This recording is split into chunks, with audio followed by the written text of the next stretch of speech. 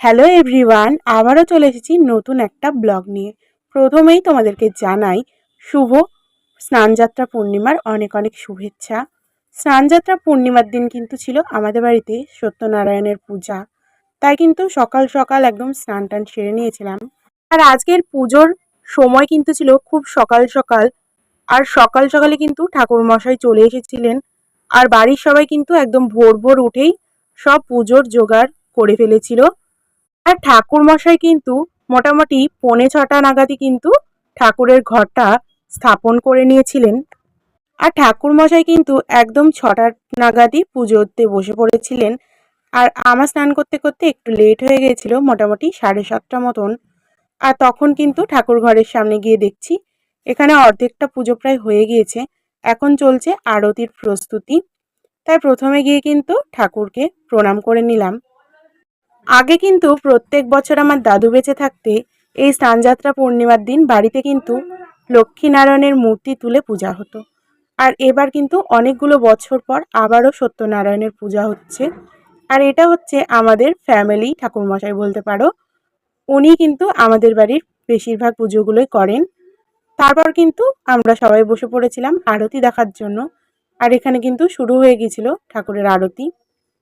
আর আরতি দেখতে আমি এতটাই পছন্দ করি যে কোনো পুজোর আরতিটা কিন্তু আমি একদমই দেখতে মিস করি না। তাই আমি কিন্তু বসে পড়েছিলাম একদম সামনে আরতি দেখার জন্য। আরতির পরে কিন্তু পঞ্চপ্রদীপের যে তাপটা নিতে হয় সেটাই সবাই নিচ্ছিলাম। আগে কিন্তু প্রত্যেক বছর ভীষণই বড় করে লক্ষ্মীনারায়ণের পূজা হতো। আর তখন কিন্তু প্রচুর আত্মীয় স্বজন আসতো বাড়িতে। এক কথায় বাড়ি একদম জমজমাটি হয়ে যেত প্রচুর লোকজনে। আরতির শেষে কিন্তু ঠাকুরমশাই হাত ধুয়ে দিয়ে দিয়েছিল আমাদেরকে সবাইকে ফুল। ফুল হাতে নিয়ে কিন্তু আমরা সবাই বাড়ির বসে পড়েছিলাম পাঁচালি শোনার জন্য। আর এই হচ্ছে আমাদের পুরো পরিবারটা, সবাই মিলে কিন্তু একসাথে বসে বসে ঠাকুরের পাঁচালি শুনছিলাম। পাঁচালির শেষে কিন্তু সেই ফুলগুলো যেগুলো আমাদের হাতে ছিল সবাই মিলে কিন্তু একে একে ঠাকুরের চরণে দিয়ে দিলাম। অনেকগুলো বছর কিন্তু পুজো বন্ধ থাকার পর এবার ছোট করে নারায়ণ পুজো হলেও এবারও কিন্তু কিছু আত্মীয় আমাদের বাড়িতে এসেছিল। তাই বাড়িটা কিন্তু একদম জমজমাটি হয়ে গিয়েছিল বলতে পারো।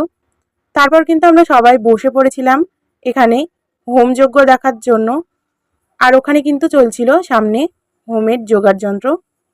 শুধু তাই নয়, বহু বছর ধরে কিন্তু আমাদের এই পাড়ায় একটা বড় মন্দির আছে, যেখানে প্রতি বছর এই স্নানযাত্রা পূর্ণিমার দিন ব্রহ্মা পূজা হয়। তো সেটাও কিন্তু আজকেই ছিল। তারপর কিন্তু শুরু হয়ে গিয়েছিল যজ্ঞ। আমরা সবাই মিলে কিন্তু বসে বসে যজ্ঞটা দেখছিলাম। আর এই ঠাকুরমশাই কিন্তু আমাদের আত্মীয়ের মতনই হয়ে গেছে। এনার সাথে আমাদের ভীষণই ভালো সম্পর্ক বলতে পারো। বললাম ওই যে ফ্যামিলি পুরোহিত বলতে পারো। তারপর যজ্ঞ শেষে কিন্তু এখানে সবাই একে একে প্রণাম করে নিচ্ছিল। আমরাও সবাই মিলে একে একে প্রণাম করে নিলাম। তারপর ঠাকুরমশাই কিন্তু যজ্ঞের টিপটা পরিয়ে দিচ্ছিল সবাইকে। তারপর ঠাকুরমশাইয়ের কাছ থেকে চরণামৃত নিয়ে নিলাম সবাই মিলে। অনেক কটা বছর পর কিন্তু আজকে বাড়িতে পুজো হওয়াতে বেশ ভালো লাগছে। এইভাবে কিন্তু মোটামুটি 9:30টার মধ্যেই আমাদের বাড়ির সত্যনারায়ণের পূজাটা কমপ্লিট হয়ে গিয়েছিল। তারপর হিয়া এসেছিল আমাদেরকে সবাইকে শরবত দেওয়ার জন্য, কারণ আজকে কিন্তু সকাল থেকে বাড়ির সবাই উপোস ছিল। তারপর দিদি আবার আমাকে একটা শরবত এনে দিল খাওয়ার জন্য। তারপর তাড়াতাড়ি কিন্তু নিজেদের শরবতটা আমরা খেয়ে নিলাম। দিদি গিয়েছিল ঠাকুর ঘরে। কিছুক্ষণ পরে গিয়ে আমি কিন্তু দেখছি এখানে মামি সব প্রসাদগুলো বের করে দিয়েছে। আর দিদিকে বলেছে যে প্রসাদগুলো সবাইকে তুলে দেওয়ার জন্য। তো দিদি এখানে সবার জন্য প্রসাদ তুলে দিচ্ছিল। তারপর আমিও কিন্তু আমার জন্য ওখান থেকে একটা প্রসাদ নিয়ে নিলাম, নিয়ে চলে আসলাম ঘরে। ঘরে বসে বসে প্রসাদ খাওয়ার পরে কিন্তু আবার রেডি হয়ে নিয়েছিলাম ব্রহ্মা মন্দিরে যাওয়ার জন্য, কারণ ব্রহ্মা মন্দিরে আমাদের ফল, চিনি, দুধ এগুলো পৌঁছানোর আছে। চলে আসলাম ঠাকুরঘরের সামনে। ঠাকুরঘরের সামনে কিন্তু ঠাকুরের ফল, ধূপকাঠি, দুধ, চিনি সবকিছু গোছানোই ছিল একটা ঝুড়িতে। তো ঝুড়িটা নিয়ে কিন্তু বেরিয়ে পড়লাম বাড়ির থেকে মন্দিরে যাওয়ার জন্য। তারপর আমি, দিদি আর কাকিমা কিন্তু হাঁটতে হাঁটতে চলে গিয়েছিলাম মন্দিরে ফল পৌঁছানোর জন্য। আর এখানকার কিন্তু সবাই ব্রহ্মা মন্দিরে সকাল সকাল কিন্তু স্নান সেরে যাচ্ছে ফল, ধূপকাঠি, দুধ, চিনি এগুলো পৌঁছানোর জন্য। তো আমরাও চলে আসলাম মন্দিরের সামনে। আর এই হচ্ছে ব্রহ্মা মন্দির। এই মন্দিরটা আগে ছোট ছিল, তবে এবছর পুনর্নির্মাণ করা হয়েছে। আর গতকাল কিন্তু মন্দিরের উদ্বোধন হয়েছে। তারপর দিদি গিয়ে কিন্তু ফলটা ওখানকার মন্দিরের যারা পুজোর জোগাড় দিচ্ছে ওদেরকে দিয়ে দিল। তো ওরা নিয়ে গিয়ে ফলটা নিয়ে কিন্তু আমাদেরকে ঝুড়িটা ফেরত দিয়ে দিয়েছিল।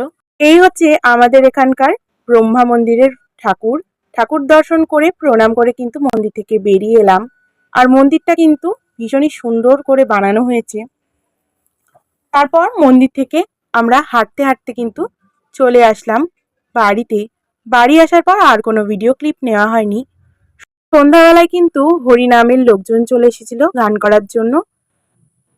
তারপর আমি ছাদে গিয়ে দেখছি এখানে কিন্তু সব রকমের সবজি কাটা রয়েছে তরকারির জন্য। আর এখানে কিন্তু খিচুড়িও বসানো হয়েছে। এই গরমকালে এত পরিমাণ পোকা হয় লাইটে যে এখানে কিন্তু লাইটের পাশে কয়েকটা নিমের ডাল ঝুলিয়ে দেওয়া হয়েছে, কারণ পোকাটা যাতে কম হয়।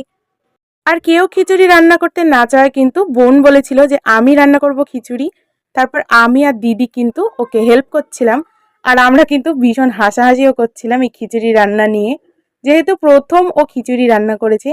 খিচুড়িটা খুব একটা সুন্দর না হলেও হয়েছিল মোটামুটি। তারপর খিচুড়ি রান্নার শেষে কিন্তু সবাই খাওয়া দাওয়া করে নিয়েছিলাম। আর খাওয়া দাওয়া হয়েছিল কিন্তু খিচুড়ি, পাঁপড় ভাজা, তরকারি আর রসগোল্লা।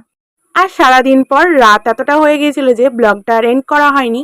যদি আজকের ব্লগের কিছু পার্ট তোমাদের ভালো লেগে থাকে তাহলে অবশ্যই চ্যানেলটাকে সাবস্ক্রাইব করে দিও। আবার আসবো নতুন কোনো ব্লগ নিয়ে, ততক্ষণের জন্য টাটা।